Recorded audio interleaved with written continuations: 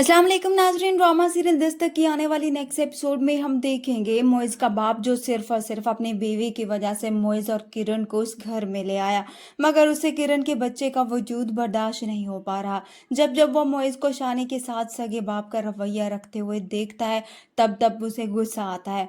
किरण भी जानती है कि मोइज़ का बाप उन्हें पसंद नहीं करता, इसलिए तो अपने बेटे को समझाती है कि यहाँ पर तुम ज़्यादा शरारतें मत करना और ना ही किसी चीज़ को छेड़ना, क्योंकि आपका एक अच्छे बेटी हो और सबके साथ ही बहुत ही अच्छे से रहना।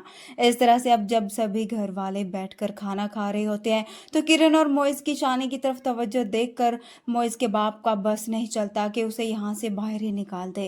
खैर, अब जब चुपचाप सब बर्दाश्त करता रहता है और फिर जब मोइज़ अपनी माँ के पास आकर बैठता है, तो किरण भी वहाँ पर आ जाती है, जो अपनी सास के साथ काफ़ी वक्त गुजारती है।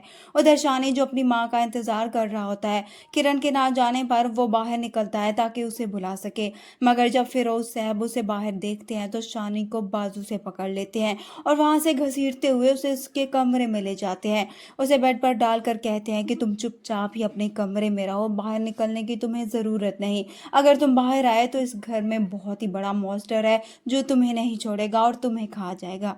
शानी उनकी बात सुनकर बहुत ज़्यादा घबरा जाएगा और कंबल ओढ़ कर छुप जाएगा। और फिर किरण जब शानी को देखने के लिए आती है, देखती है कि आज जल्दी ही सो गया, उसके बगैर ही उसे नींद कैसे आ गई। खैर, किरण अब चली जाती है तो सुबह देखती है शानी अपने कमरे से बाहर नहीं निकल रहा।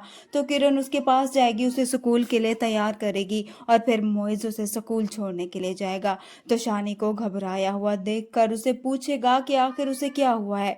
तभी अब शानी उसे सारी बात बता देगा, जिस पर मोइज को अपने बाप की इस हरकत पर अफसोस होगा। जब वो घर आएगा तो फिरोज साहब जो मोइज से कहेंगे कि तुम अब उस लड़के के ड्राइवर भी बन गए हो, मुझे तो लगा था कि तुम उसके बाप बन रहे हो।